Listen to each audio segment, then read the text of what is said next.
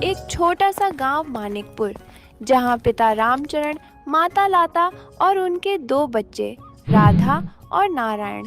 राधा की शादी तय हो चुकी थी। घर में खुशी का माहौल था। शादी की तैयारी चल रही थी।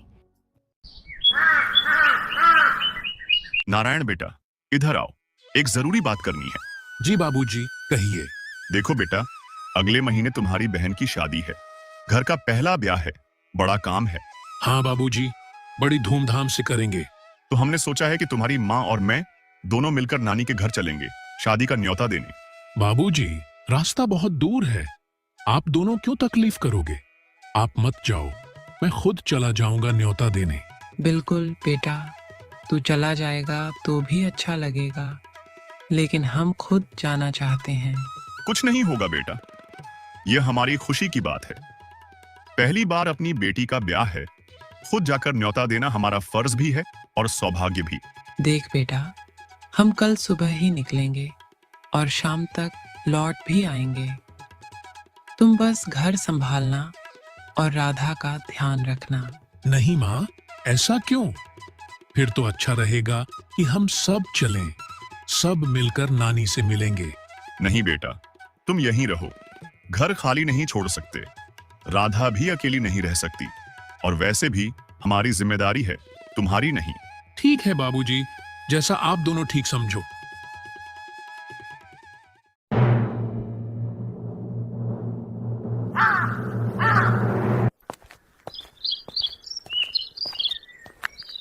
अगले दिन सुबह होते ही नारायण के माता पिता तैयार हो चुके थे। बेटा, हम चलते हैं। तुम राधा का और घर का अच्छे से ध्यान रखना। कोई जरूरत हो तो पड़ोस में ठाकुर काका हैं, उनको बता देना। तेरा भाई सब संभाल लेगा राधा, तुम चिंता मत करना। बिल्कुल माँ, आप निश्चिंत रहो, आप बस सही सलामत लौट आना। रामचरण और माँ घर से निकल जाते हैं और बस पकड़ लेते हैं। बस धीरे धीरे गांव की पगडंडी से आगे बढ़ती है। दोनों आपस में बातें करते हैं। सोचो भाग्यवती, अब हमारी बिटिया के हाथ पीले होने वाले हैं। भगवान ने बड़ी कृपा की है। हाँ जी, बड़ी खुशी की बात है, और लड़का भी अच्छा मिला है। मैंने तो लड़के वालों को 30,000 रुपया दहेज भी दे दिया है। अब कोई कमी नहीं रहेगी। इज्जत से राधा का घर बस जाएगा। पैसे की चिंता तो बहुत लगी थी जी, लेकिन भगवान ने सब आसान कर दिया। हाँ, ऊपर वाले का ही सहारा है। बस धक्के खाते हुए धीरे धीरे आगे बढ़ती है और दोनों के चेहरों पर एक संतोष भरी मुस्कान होती है।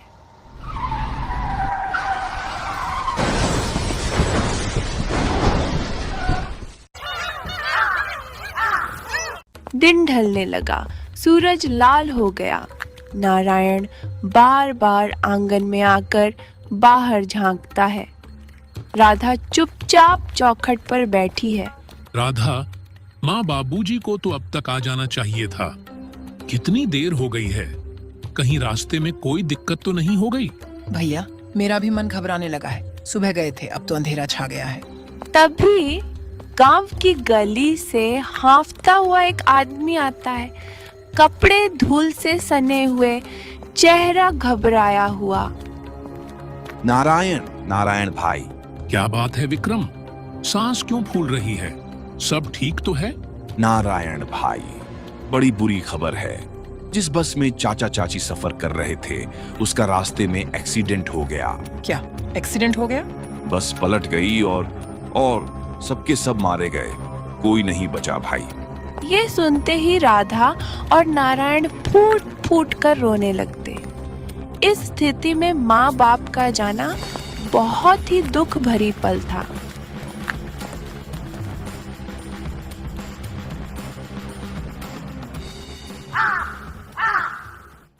बेटा नारायण, दुख बहुत बड़ा है। माँ बाप का साया उठ जाए तो पूरा आसमान खाली सा लगने लगता है। लेकिन बेटा, तुम्हें अब कमजोर नहीं पड़ना है। तुम्हारी जिम्मेदारियां बड़ी हो गई हैं। तुम अकेले नहीं हो, मैं हूं तुम्हारा चाचा। चाचा, बाबूजी माँ के बिना कैसे होगा सब? बहन की शादी भी अब बिल्कुल वैसे ही होगा जैसे तुम्हारे माँ बाप चाहते थे। राधा की शादी धूमधाम से होगी। जो सपना उन्होंने देखा था उसे अब मैं पूरा करूंगा। राधा सिर उठाकर चाचा को देखती है। उसकी आंखों में थोड़ा सा भरोसा झलकता है। तेरी माँ ने मुझसे कहा था कि राधा का घर अच्छे से बसाना है, और रामचरण ने भी गर्व से बताया था कि 30,000 दहेज भी दे दिया है।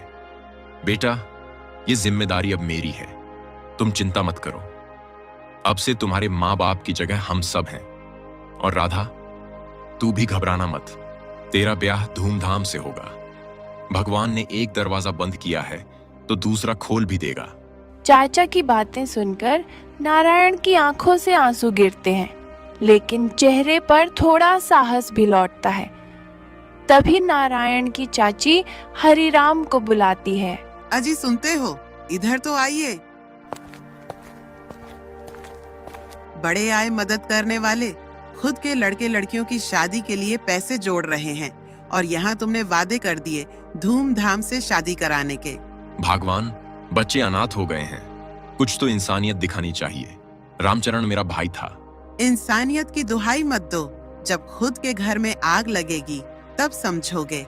मैं तो कह देती हूँ, राधा की शादी कराने का कोई जिम्मा हमारा नहीं है।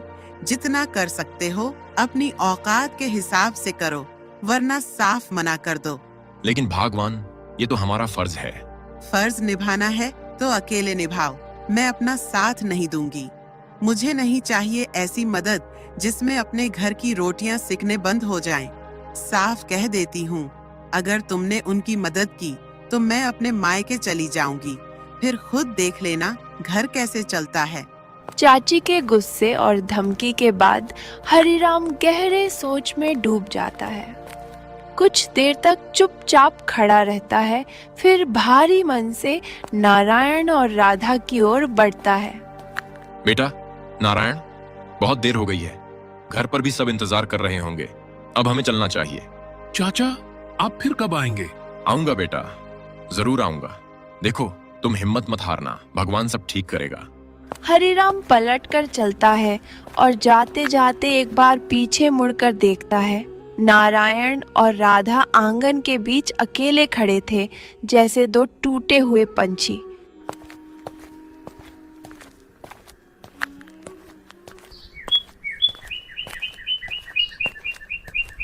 इधर राधा के होने वाले सास ससुर बलराम और कमला बैठकर आपस में बातें कर रहे हैं।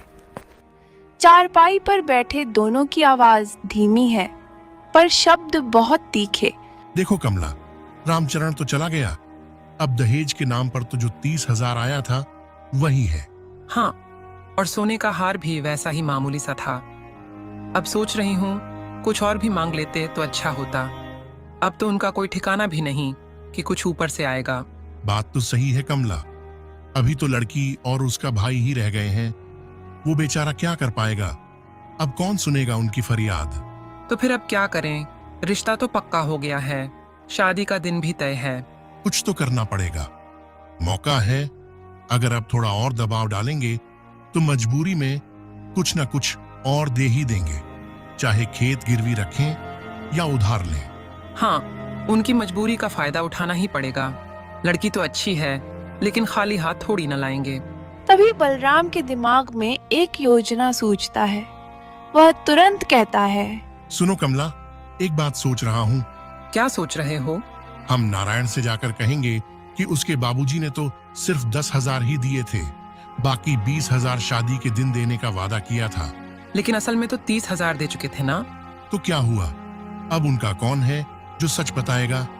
माँ बाप रहे नहीं, गवाह भी कोई नहीं। बेचारा नारायण मजबूरी में जैसे तैसे इंतजाम करेगा, और अगर नहीं कर पाया तो शादी टाल देंगे। बदनामी का डर उसे वैसे ही खा जाएगा। हाँ, सही कह रहे हो। अभी दबाव डालेंगे तो डर के मारे कुछ ना कुछ तो करेगा। ठीक है, कल सुबह मैं खुद जाकर बात करूंगा, धीरे से दबाव बनाते हुए। देखना, काम बन जाएगा। अगले दिन सुबह का समय, राधा और नारायण घर में बैठे कुछ जरूरी काम निपटा रहे थे। तभी आंगन के बाहर से आवाज आती है। अरे नारायण बेटा, कोई है घर में? आइए काका जी, अंदर आइए, बैठिए। पानी लाऊं? नहीं नहीं बेटा, पानी वाणी रहने दो, बस थोड़ी बात करने आया हूं। बेटा, एक जरूरी बात कहनी थी। देखो, रामचरण भाई साहब ने जब बात तय की थी तब सिर्फ 10,000 रुपए दिए थे, बाकी 20,000 रुपए शादी से पहले देने का वादा किया था।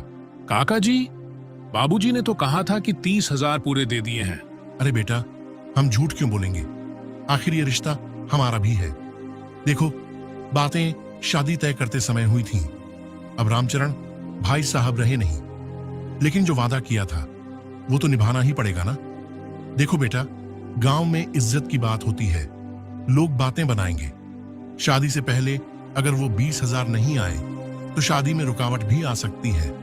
सोच समझकर फैसला करना।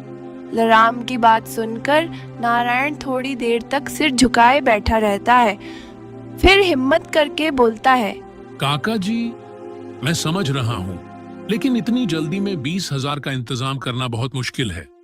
बाबूजी ने जो कुछ कर सके कर दिया था, अब अचानक से। देख बेटा, बात सीधी है।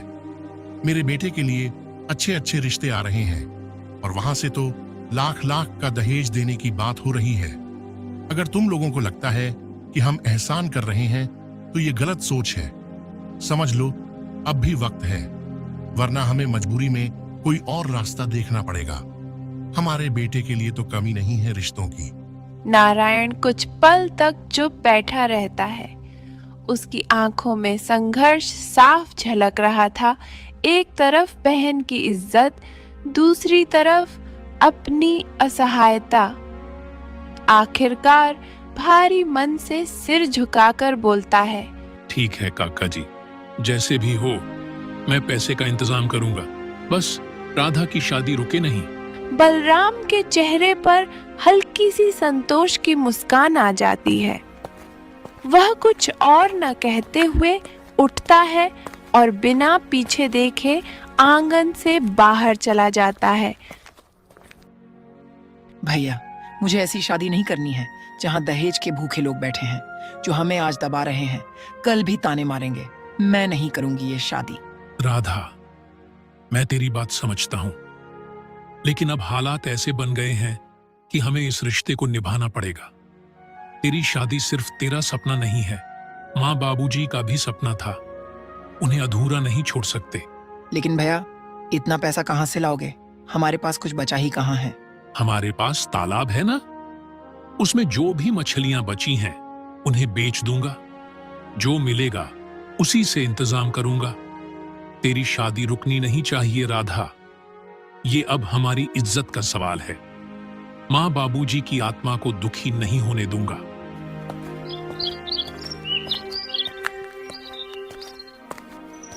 अगली सुबह का समय, हल्की धूप फैली हुई थी। नारायण तालाब और बढ़ता है। चेहरे पर चिंता के साथ एक उम्मीद की किरण है। जैसे ही वो तालाब के किनारे पहुंचता है, सामने से सुल्तान आता है, गंभीर चेहरे और कड़क आवाज के साथ। नारायण, रुक जा, इस तालाब से तू मछली नहीं पकड़ सकता। क्यों नहीं पकड़ सकता? ये तालाब तो हमारा है, बाबूजी का है। अब नहीं है नारायण, तेरे बाबूजी ने यह तालाब मुझे बेच दिया था। ये क्या कह रहे हो सुल्तान भैया? बाबूजी ऐसा क्यों करेंगे? उन्होंने कभी जिक्र तक नहीं किया। तेरी बहन की शादी के लिए बेचा था उन्होंने। बोले थे मेरी बेटी की शादी इज्जत से करनी है, ये तालाब ही मेरी आखिरी जमा पूंजी है। उन्होंने खुद आकर सौदा किया था, पूरे 30,000 में। नहीं नहीं, बाबूजी ने मुझसे कभी कुछ नहीं कहा। ये देख, कागज है मेरे पास, खुद के हाथों से लिखा था उन्होंने। गवाही में 2 लोग भी थे। मैं झूठ क्यों बोलूंगा? झूठ? ये सब साजिश है। मेरे बाबूजी कभी ऐसा नहीं कर सकते। तुम झूठा कागज बनाकर हमें धोखा देना चाहते हो। सोच समझ के बोल नारायण, जो सच है वो सच ही रहेगा। तेरे बाबूजी ने अपनी बेटी की शादी के लिए यह फैसला लिया था। अगर तेरी बात में सच्चाई है तो चल, सरपंच के पास चलेंगे, वही फैसला करेंगे कि सच क्या है और झूठ क्या। चलो, मुझे कोई डर नहीं है, मेरा सौदा साफ है और गवाह भी है। सच सामने आएगा तो खुद शर्मिंदा होगा तू। नारायण वहां से गुस्से होकर तेज कदमों से निकल जाता है। वह घर पहुंचकर राधा से कहता है, भैया क्या हुआ? इतने गुस्से में क्यों हो? सब ठीक तो है? सुल्तान कहता है कि बाबूजी ने हमारा तालाब बेच दिया था 30,000 में तेरी शादी के लिए। क्या बाबूजी ने तालाब बेच दी? नारायण एक कदम आगे बढ़ता है। उसकी आवाज में गुस्सा और बेचैनी दोनों होते हैं। मैंने कहा झूठ है ये सब साजिश है। लेकिन सुल्तान कागज दिखा रहा है, कहता है बाबूजी ने खुद लिखा। घर में जो बाबूजी के कागजात रखे हैं उस पुराने लोहे के बक्से में जाकर देख, तालाब की असली रजिस्ट्री निकाल के ला। सच क्या है मैं आज सबके सामने लाकर रहूंगा।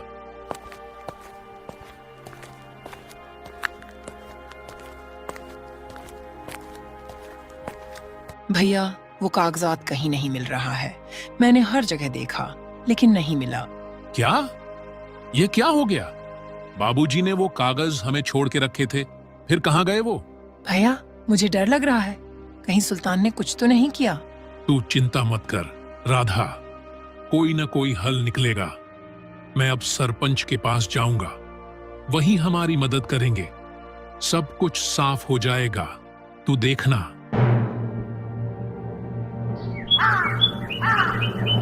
अगले दिन सुल्तान और नारायण दोनों सरपंच के पास जाते हैं और अपनी अपनी बातें रखते हैं। बताओ क्या मामला है? सरपंच जी, सुल्तान कहता है कि मेरे बाबूजी ने अपना तालाब बेच दिया था, पर मेरे पास कोई कागज नहीं है और न ही बाबूजी ने कभी ऐसा कुछ बताया था। ये सब धोखा है। सरपंच जी, सबूत मेरे पास है। ये देखिए रजिस्ट्री के कागजात जो रामचरण जी ने खुद अपने दस्तखत से दिया था। बेकार का वक्त बर्बाद मत करिए, मामला साफ है। झूठ है ये दस्तखत नकली हो सकते हैं। बाबूजी ने खुद कहा था कि तालाब हमारा भविष्य है, वह इसे कभी नहीं बेच सकते। भैया, तेरे बाबूजी ने बेच दिया था तेरे ही खातिर। अब तू मान या ना मान, हकीकत नहीं बदलती। बस करो, यहाँ पंचायत है, लड़ाई का अखाड़ा नहीं। जब तक पूरी जांच नहीं होगी कोई भी फैसला नहीं। चौपाल पर गहरी खामोशी छा जाती है। सरपंच हाथ में कागजात पकड़े गंभीरता से पढ़ते हैं। कुछ देर बाद सरपंच सिर उठाते हैं और गहरी सांस लेते हैं।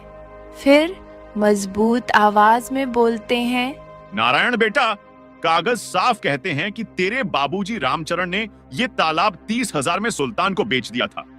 यहाँ दस्तखत भी हैं और गवाहों के नाम भी दर्ज हैं। सरपंच जी, हो सकता है बाबूजी ने मजबूरी में दस्तखत किए हों या फिर किसी ने धोखा दिया हो। बाबूजी ने हमेशा कहा था कि तालाब हमारा है, हमारा भविष्य है। बस एक कागज देखकर आप कैसे मान सकते हैं? बेटा, पंचायत कागजों के आधार पर ही फैसला करती है, भावना से नहीं। जब दस्तावेज मौजूद हैं तो हम कुछ नहीं कर सकते। कानून सबके लिए बराबर है। पंचायत ने कागजात के आधार पर फैसला किया है। अब से यह तालाब सुल्तान का है। नारायण बेटा, हमें अफसोस है, पर पंचायत का फैसला सबको मान्य होता है। नारायण चुपचाप सिर झुकाकर सुनता है। भीड़ धीरे धीरे छंटने लगती है। नारायण टूटे हुए कदमों से चौपाल से निकलता है। उसके चेहरे पर गहरा दुख और भीतर से उठती आग दोनों साफ दिखाई देते हैं। भैया क्या हुआ? हमारे साथ धोखा हुआ है राधा। बाबूजी के नाम पर जालसाजी की गई है और सरपंच ने भी कागज देखकर सुल्तान के पक्ष में फैसला कर दिया। पर हम हार नहीं मानेंगे। इस धोखे की सच्चाई दुनिया के सामने लानी है। जिसने भी छल किया है उसे बेनकाब करना ही होगा, चाहे जितनी भी मुश्किल आए। इधर सुल्तान घर पहुंचकर अपनी पत्नी सरला से कहता है, देखा सरला, कहता था ना मैं चालाकी में नंबर 1 हूं। रामचरण तो तालाब बेचने को तैयार ही नहीं था, लेकिन मैंने दिमाग लगाया। पहले उनके घर में नजरें घुमाई और जैसे ही मौका मिला कागजात चुरा लिए। अब पूरे गांव के सामने कागज दिखा दिया और पंचायत भी मेरी बात मान गई। किसी को कानों कान खबर तक नहीं हुई कि असली दस्तावेज कब और कैसे गायब हुए। अब इस तालाब से मैं मछली पकड़ूंगा, व्यापार करूंगा और खूब पैसा बनाऊंगा।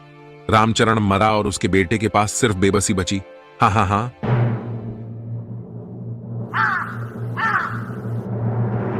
कुछ दिन बीत जाने के बाद एक दिन अचानक सुल्तान के कारखाने में आग लग जाता है और सब कुछ जलकर राख हो जाता है।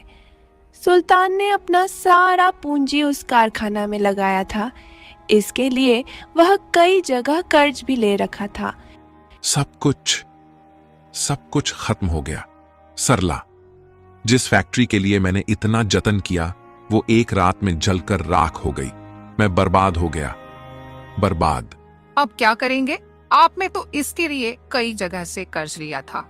अगर वक्त रहते चुकाया नहीं तो लोग घर तक बेचवा देंगे। क्यों जल गया मेरा सब कुछ? किसका श्राप था ये? तभी उनके घर सेठ वीर सिंह आता है और कड़ी लहजे में बोलता है, सुल्तान, अब तक तू जिंदा कैसे है ये सोच रहा था मैं। 1 लाख रुपया लिया और 6 महीने से सिर्फ बहाने पर बहाने अब तेरे दरवाजे आना पड़ा। सेठ जी, माफ कीजिए, मैं तो खुद बर्बाद हो गया। कारखाना जल गया, मेरे पास अब कुछ भी नहीं बचा। मुझे तेरे कारखाने की राख से मतलब नहीं, मुझे मेरा पैसा चाहिए, एक एक पैसा, समझा क्या? बस थोड़ा वक्त और दे दीजिए सेठ जी, मैं कहीं से भी इंतजाम करूंगा, पर अभी नहीं दे सकता। अगर वक्त चाहिए तो गारंटी भी चाहिए। ऐसे ही नहीं छोड़ सकता मैं तुझ जैसे फरेबी को। कुछ गिरवी रखना पड़ेगा। तेरे पास है भी क्या? सुल्तान इधर उधर देखता है, आंखें भर आती हैं। फिर हिम्मत करके अंदर भागता है। कुछ देर बाद एक फाइल हाथ में लेकर आता है। वह कांपती आवाज में कहता है, ये मेरे पास आखिरी चीज है सेठ जी। रामचरण से लिया हुआ तालाब, इसके कागजात हैं, इसे गिरवी रख लीजिए। बस थोड़ा वक्त दीजिए, मैं पैसे लौटा दूंगा। अब बात बनी, ये तालाब अब मेरे पास गिरवी रहेगा। अगर अगली अमावस्या तक रुपया नहीं चुकाया तो समझ लेना ये तालाब बिक गया। और हाँ, अगली बार पैसे नहीं मिले तो तेरे इस घर की ईंट तक बिकवा दूंगा।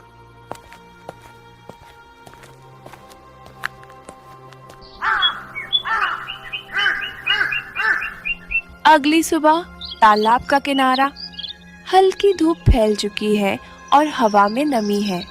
तालाब में कुछ मजदूर घुटनों तक पानी में उतरकर जाल डाल रहे हैं। मछलियों की छप छप की आवाजें वातावरण को हलचल भरा बना रही हैं। तभी सामने से सेठ वीर सिंह आता है और गुस्से से बोलता है, ओए, काम बंद करो सब। सेठ जी, सुल्तान मालिक ने कहा था मछली निकालने को। सुल्तान मालिक? वो अब इस तालाब का मालिक नहीं है। इस तालाब को उसने मेरे हाथों बेच दिया है, पूरे 1 लाख की उधारी के बदले। अब इसका मालिक मैं हूं, सेठ वीर सिंह। अगर कोई यहां मछली पकड़ा दिखा तो उसका हिसाब भी मुझसे होगा। अब ये तालाब मेरी संपत्ति है। यह सुनकर हरिया दौड़ता है सीधा सुल्तान के घर की ओर। मालिक, बड़ी गड़बड़ हो गई। सेठ वीर सिंह खुद आया है तालाब पर और कह रहा है कि आप तालाब उसे बेच चुके हैं। कहता है अब वो उसका है। क्या? मैंने तो सिर्फ गिरवी रखा था, बेचा नहीं था। वो झूठ बोल रहा है, चालाकी कर रहा है। अब बहुत हो गया, मैं खुद जाता हूं, सेठ को बताता हूं कि यह तालाब अब भी मेरा है। वीर सिंह का आलीशान घर बरामदा। सेठ वीर सिंह आराम से खाट पर बैठा था। तभी दरवाजे पर सुल्तान गुस्से से भरा हुआ आता है। उसके चेहरे पर लालिमा था, मुट्ठियां भिंची हुई थीं। सेठ, ये क्या नाटक कर रहा है तू? किस हक से मेरे तालाब पर कब्जा जमा रहा है? नाटक नहीं सुल्तान, ये तो सच्चाई है। तालाब अब मेरा है और सबूत भी मेरे पास है। ये देख, तेरे दस्तखत वाले कागजात। तेरी मर्जी से तेरे अंगूठा लगाकर तूने खुद बेचा है ये तालाब मुझे। ये सब धोखा है। ये कागजात तूने चालाकी से बनवाए हैं। किसी झूठे वकील से ये लिखवाया होगा। मैं इसे नहीं मानता। मैं सरपंच को बुलाऊंगा, पूरा गांव देखेगा तेरी साजिश। जा, बुला ले जिसे बुलाना है, सरपंच हो या पंचायत। कागज का फैसला कानून करता है, तेरी चीख पुकार नहीं। अब ये तालाब मेरा है और रहेगा। तुझे जो करना है कर ले सुल्तान। सुल्तान गुस्से से आग बबूला हो जाता है और वहां से चले आते हैं। अगले दिन वे दोनों सरपंच के पास पहुंचते हैं और अपनी अपनी बात रखते हैं। दोनों में कड़ी बहस शुरू होती है। बोलो, क्यों आए हो दोनों? सरपंच जी, सेठ वीर सिंह ने मेरे साथ धोखा किया है। मैंने तालाब गिरवी रखा था, बेचा नहीं था। ये जालसाजी से कह रहा है कि तालाब इसका है। सरपंच जी, झूठ बोल रहा है ये रहा कागज, इस पर इसके दस्तखत और अंगूठा लगे हैं। कागज में साफ लिखा है कि सुल्तान ने तालाब पूरी तरह से मुझे बेच दिया है। गिरवी का तो कहीं जिक्र ही नहीं है। ये दस्तावेज फर्जी हैं। मैंने कभी बेचने का वादा नहीं किया था। किसी वकील से मिलकर इसने चालाकी की है। चौपाल पर बैठे लोग खुसर पुसर करने लगते हैं। सरपंच गंभीर होकर कागज ध्यान से पढ़ते हैं। कुछ देर बाद कागज में तो साफ लिखा है तालाब का सौदा हुआ है। सुल्तान, तेरे अंगूठे और दस्तखत भी लगे हैं। ऐसे में पंचायत कागज के खिलाफ कोई फैसला नहीं कर सकती। सरपंच जी, ये अन्याय है। ये छल से लिया गया है। छल नहीं, गलती तेरी अपनी है सुल्तान। लालच में आकर जो दस्तखत कर दिए उसका फल भुगत। तू कर क्या रहा है वीर सिंह? वही कर रहा है जो मैंने रामचरण के साथ किया था। सारा चौपाल शांत हो जाता है। सुल्तान की आवाज गूंजती है और फिर सन्नाटा छा जाता है। सरपंच चौंक कर उसकी ओर देखता है। क्या कहा तूने? रामचरण के साथ क्या किया था तूने? नहीं, मेरा मतलब वो नहीं था। मैं बस गलती से। अब छुपाने का कोई फायदा नहीं सुल्तान। यही सच्चाई जानने के लिए मैंने ये पूरा नाटक रचा। तालाब खरीदा नहीं, सिर्फ सबक सिखाने के लिए ये चाल चली। नारायण, रामचरण का बेटा, मेरे बचपन के दोस्त का बेटा है। एक दिन मेरे पास आया, रोते हुए सब कुछ बताया। कैसे तूने उसके बाबूजी के नाम से नकली कागज बनवाकर तालाब हड़प लिया। सुल्तान, तूने सिर्फ एक ईमानदार आदमी के साथ धोखा नहीं किया, बल्कि पूरे गांव का भरोसा तोड़ा है। पंचायत तेरा तालाब हड़पने का झूठा सौदा रद्द करती है और इस धोखाधड़ी के लिए तुझे गांव से बाहर कर दिया जाएगा। अब से तू किसी भी गांव की संपत्ति से कोई लेन देन नहीं कर सकेगा। सरपंच जी, वीर सिंह बाबू, माफ कर दो। मुझसे बहुत बड़ी भूल हो गई। मैं लालच में अंधा हो गया था। रामचरण भैया की आत्मा मुझे कभी माफ नहीं करेगी। मुझे सजा मंजूर है। सेठ जी, आपने मेरे लिए जो किया वो मैं कभी भूल नहीं सकता। बाबूजी कहते थे सच्चे रिश्ते वक्त पर काम आते हैं। आज आपने ये साबित कर दिया। रामचरण मेरा भाई था, उसके बेटे का साथ देना मेरा फर्ज है। अब राधा की शादी की तैयारियां करो। ये शादी पूरे गांव की इज्जत है और मैं खुद आगे बढ़कर इसे पूरा कराऊंगा।